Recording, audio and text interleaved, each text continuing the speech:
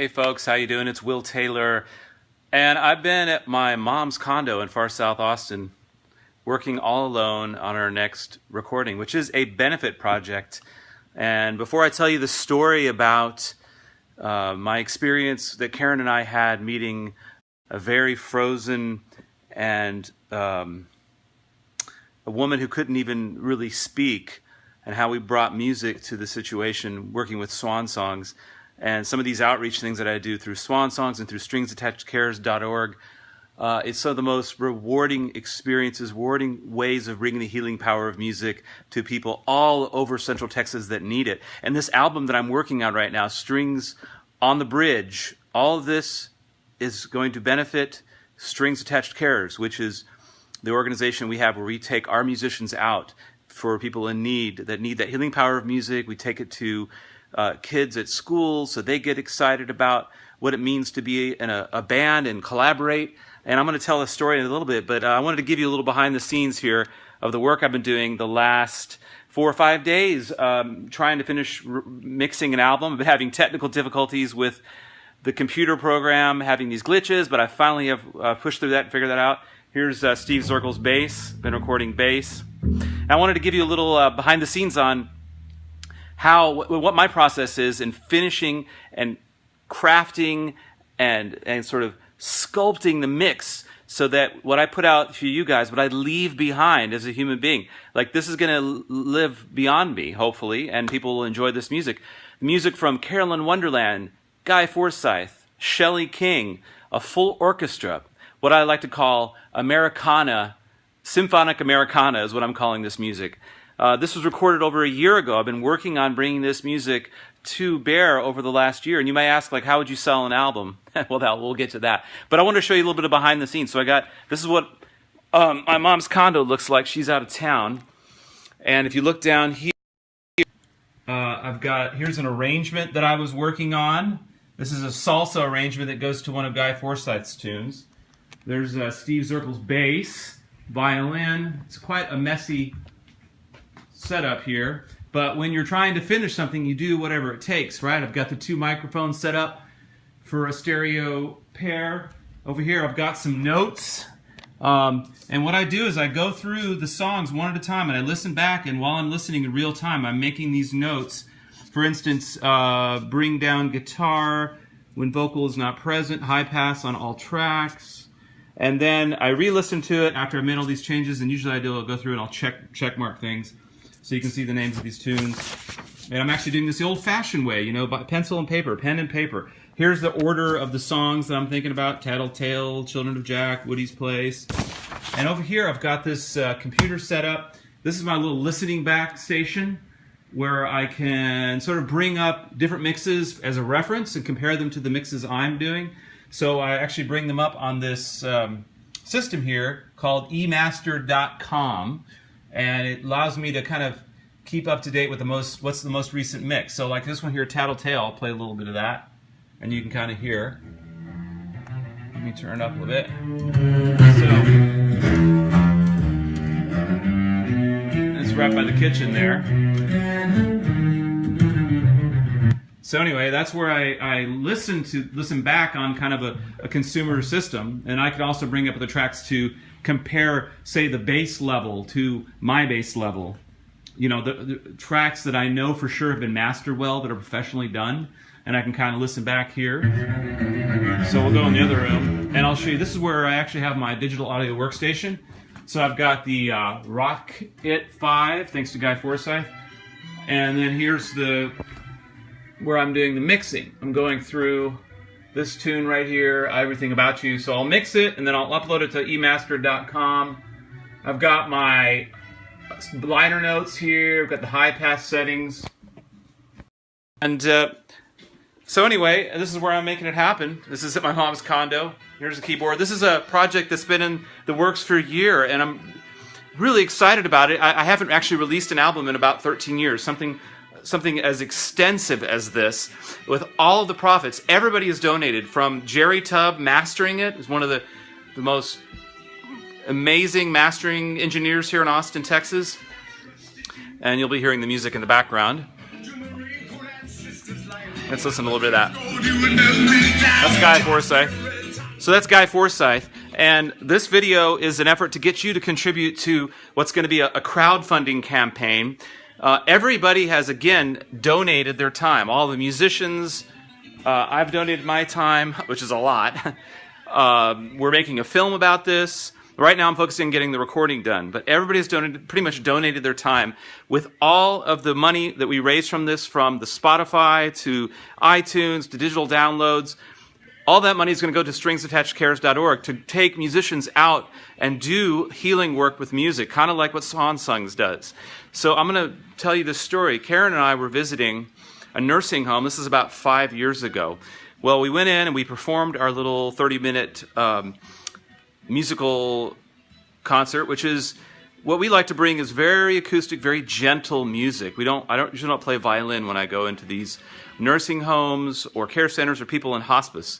So we finished one of these at a nursing home, and the staff told us that they wanted us to come next door to play for a woman who hadn't really spoken a word for months, and she was in kind of a frozen state where she had everything. She was arthritis, and she was kind of enclosed. Her whole body was wrapped up in the fetal position, and they said, we would like you to come and play. And a lot of times when we do these, you don't get any response from the patients. There are people in hospice. You don't have any sense that they're hearing the music because they don't respond. So we went into this situation with a very old woman, probably in her late 80s or 90s, or maybe even 100 years old.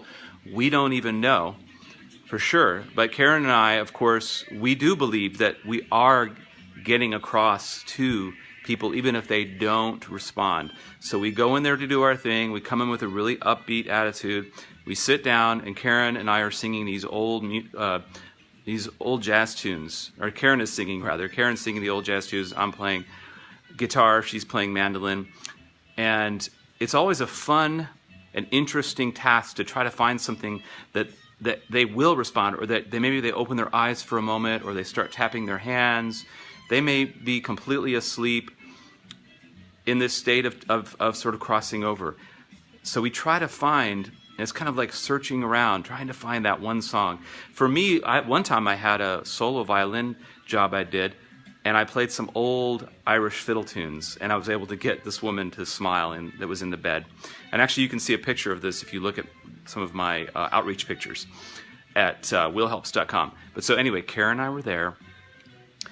I think we finally got to Moon River, and the woman opened her eyes, and she recognized the song, and she was having an emotional reaction to it, and she started to sing along to the song.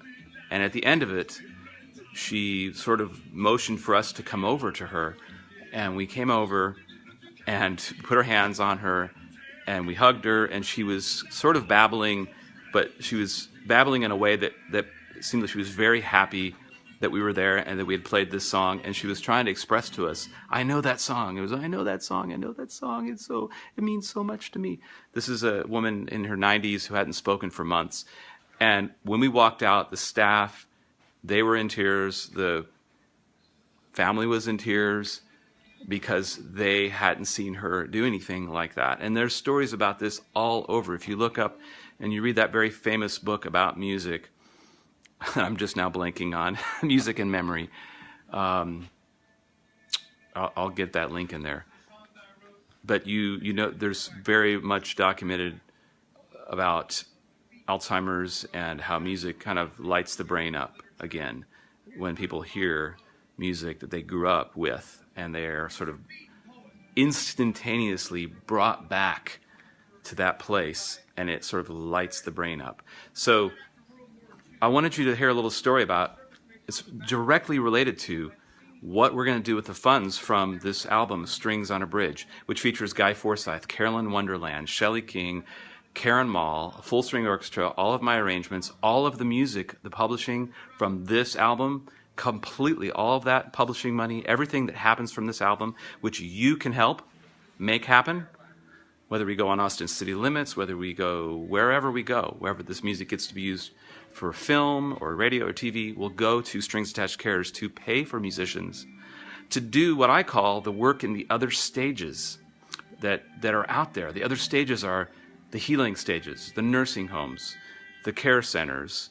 And also, I didn't talk about kids shows, but we do kids shows as well. So if you want to be a part of this, this video is this pitch I'm giving you right now. I'm coming to you to donate to the crowdfunding campaign, and all we're raising money for right now, since we've paid for everything and it's all been recorded, we're simply raising money for the promotional effort of getting this music flying out there in the world, all over the world, on Spotify, on iTunes. So we're trying to raise about $3,000 to promote the heck out of it, to get it out there so people are listening to it. So you may be asking, well, how do you make money on Spotify? Well, I'm making $500 a month on one song right now because it's on a Spotify playlist. And so we know how to get songs. We know the people to get the songs on these playlists. And that's what we're hoping to raise the money, is to pay for the promotional effort. Everything else is done. The musicians have done this. Guy Forsyth, Carolyn Wonderland, Shelley King. We need your help for the crowdfunding campaign to get the word out, to pay for the promotional effort to get the word out for this project benefiting Strings Attached Cares. So if you're interested in this and you're just watching this video right now, just comment below if you'd like to make a donation for that campaign.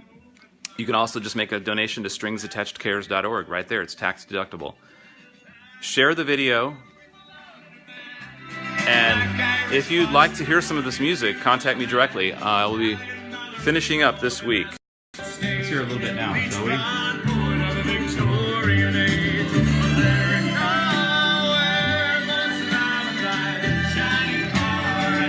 Children of Jack. See you guys.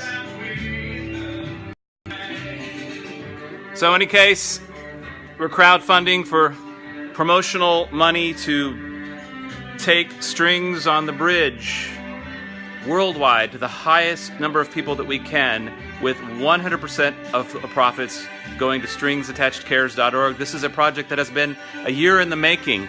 And if you missed the story, go back, and I told the story of how Karen and I, in our outreach work that we do through Strings Attached Cares, visited an elderly woman in her probably early 90s, and we unfroze her, we thawed her with the power of live acoustic music, and how moving of an experience that was, and how everybody was in tears at that particular show, and how we want to do more of these kinds of things with your help. And you can help by giving to the promotional effort that we're doing for this album, Strings on a Bridge, featuring Guy Forsyth, Carolyn Wonderland, Shelley King, Guy Forsyth, Carolyn Wonderland, Shelley King, my arrangements, my string playing, full string orchestra, and Karen Mall. This sounds so good. So if you'd like to hear it, I'm going to make it available to hear just a little bit this week, and then it'll disappear until we finally release it in July. Thank you guys for watching. Share the video, and I look forward to your contribution to the crowdfunding project to promote this album to the world.